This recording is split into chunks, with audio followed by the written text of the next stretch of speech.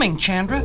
It's my grandfather, the man in the moon. Your grandfather? Listen, Jerry, he wants to take our moon away to some other planet. Take the moon away from us? From the Earth?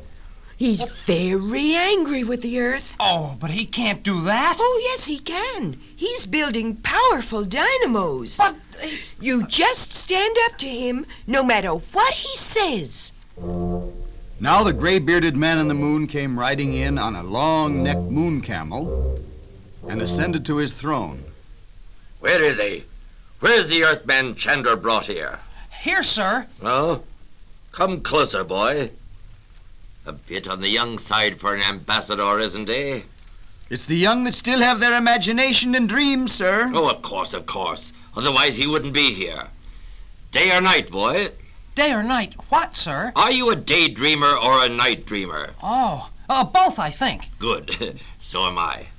The man in the moon now revealed the reason Jerry's been sent for. The moon was very worried about strange objects that have come up from the Earth and explosions which were taking place more and more frequently. Jerry tried to explain that nobody on the Earth except himself believed there were people in the moon. But just then there was a terrific explosion.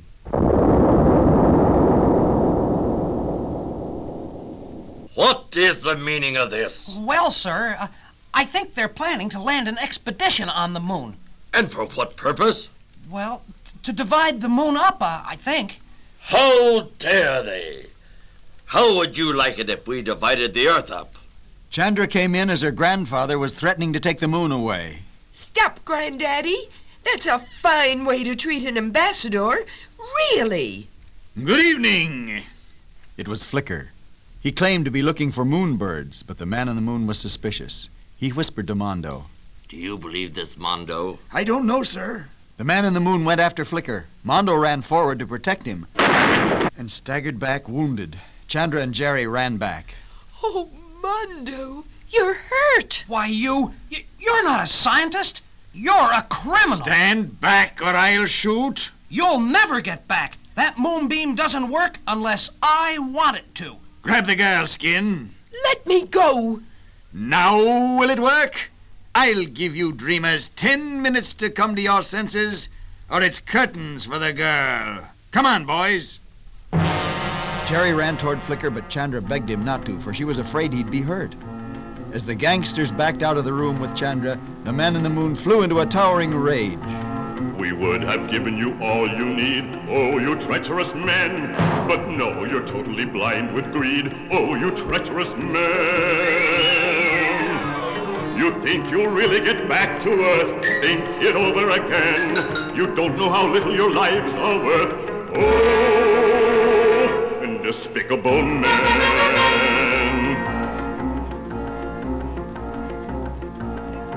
Think because you carry a gun, oh, you villainous men, you can bully and terrify everyone, no, you villainous men.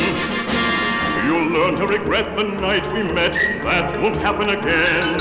We'll teach you a lesson you'll never forget, oh, unspeakable men. Chandra, Chandra, woe to them if they harm one hair on your golden head. Chandra, Chandra, better for them if they were dead.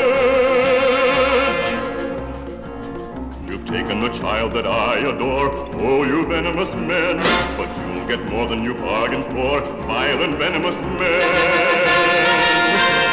Your monstrous deeds have driven me wild. You'll not do them again. To do such a thing to an innocent child. Oh, perfidious, hideous, treacherous, villainous, venomous men, beware!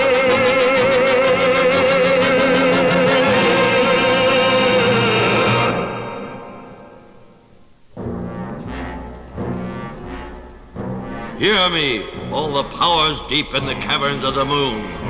Bring up a power beam from the dream dynamo. Remembering Flicker's fear of the nightmare birds, he ordered the beam to be loaded with nightmares and fired at Flicker. Jerry wanted to save Chandra, but the angry man in the moon said that the moon could take care of its own. The wounded Mondo was afraid that Jerry might not get back to Earth in time. Hurry, Jerry! Only 30 Earth minutes left. No, not while Chandra is in danger. I'm going after her. There he goes. If ever a boy earned a grand wish, that boy's courage has earned it for him. Prepare to load the nightmares. Nightmares loaded, sir. Fire! Fire! Fire! In a cave near the surface of the moon, Flicker pushed the protesting Chandra before him. When the nightmare birds came flying in, Flicker ordered the gang to shoot them down. Now the fearful Nose and Fluffy entered. Flicker ordered them to guard Chandra while he and the gang hunted for the giant, whose footsteps could be heard outside. Flicker promised to spare them if they did the job well. Actually, he intended to double-cross them. Alone with Chandra, Fluffy and Nose tried to act like real gangsters, but she could see that they weren't at all like Flicker and the others. You're supposed to be afraid of us. Afraid? What's afraid? Ain't you never been afraid? Why, no. You've never been afraid, ain't you never been afraid? You never lay awake at night, alone in bed without no light, and pretty soon you shiver and shake and quiver and quake with fright. Whoa! You've never been afraid, ain't you never been afraid? You ain't been on the spot, your feet get cold, your face gets hot, your mouth is dry, your palms is wet, you sweat, you twitch, you freeze, you itch, you sneeze. Ain't you never been so fraught with fright that overnight your hair turns white, your noise is tangled and all a twist? If you ain't never felt like that, you don't know what you've missed.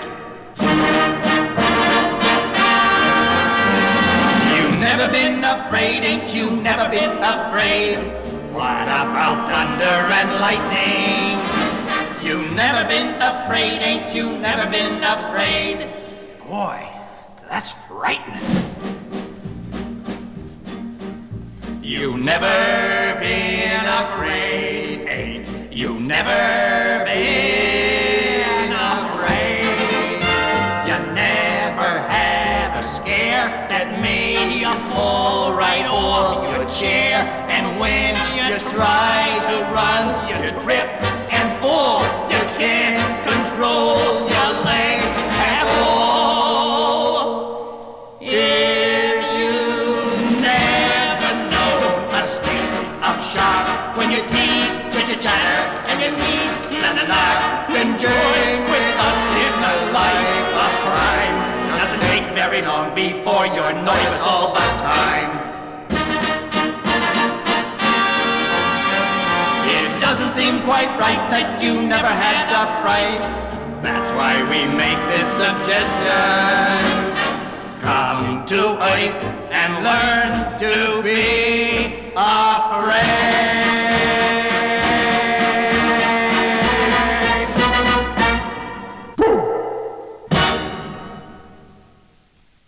Jerry now crept in silently and poked his fingers in Fluffy's back as though he had a gun.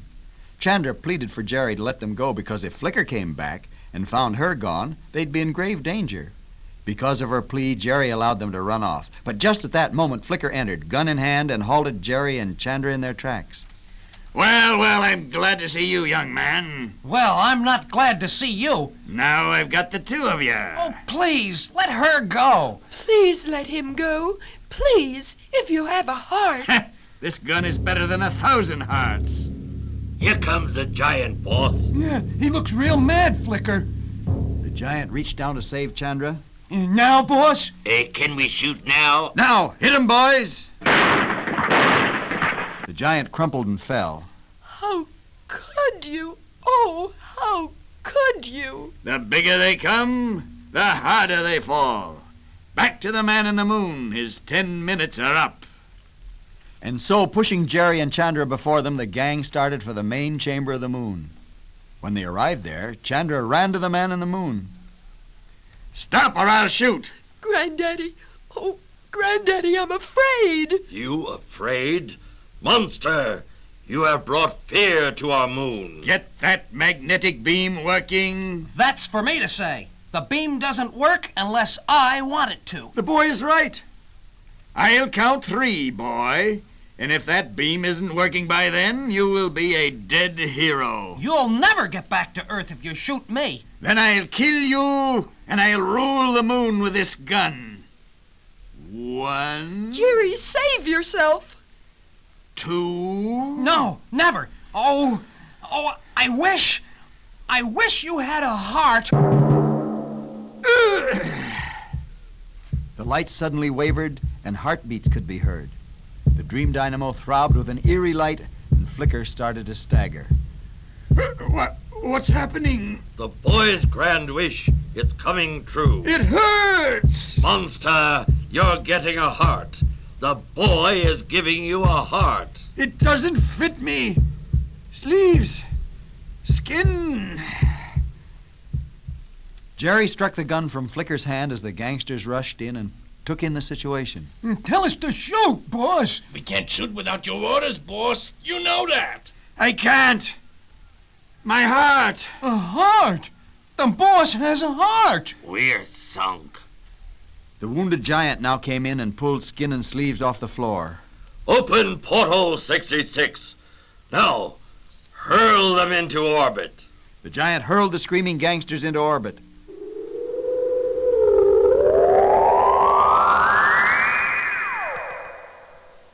The giant then picked up the helpless, pleading Flicker. No, I'll do anything! A few thousand orbits may help you get used to your heart. No! Into the void with him. Oh!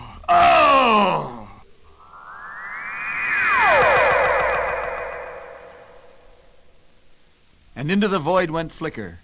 When the giant reached out and pulled in the sneezing Nose and Fluffy, they begged for mercy. Please change your mind. I positively guarantee I'll be so kind that he won't even know it's me. Grant my appeal. I positively promise this. I'll never steal what anyone will ever miss. It's your decision, Mr. Ambassador. Well, let them go. By now the magnetic beam was in, and Fluffy and Nose were soon on their way back to Earth. Hurry, Jerry! Only 2 Earth minutes left. Goodbye, Mondo, and thank you. My boy. Goodbye, sir. Goodbye, Jerry. You'll hear from us. And, sir, Yes? you won't take the moon away to another planet, will you? Why, of course not. Goodbye, Chandra. Goodbye, Jerry. Whenever there's a full moon, I'll talk to you. And maybe one day you'll come back again. Well, I'll try. Before we met, I would have bet I wouldn't like you. Now I like you. Goodbye, Jerry! Goodbye, Mr. Ambassador. Goodbye, Jerry. Goodbye, Jerry! Goodbye, Jerry. Goodbye, Jerry.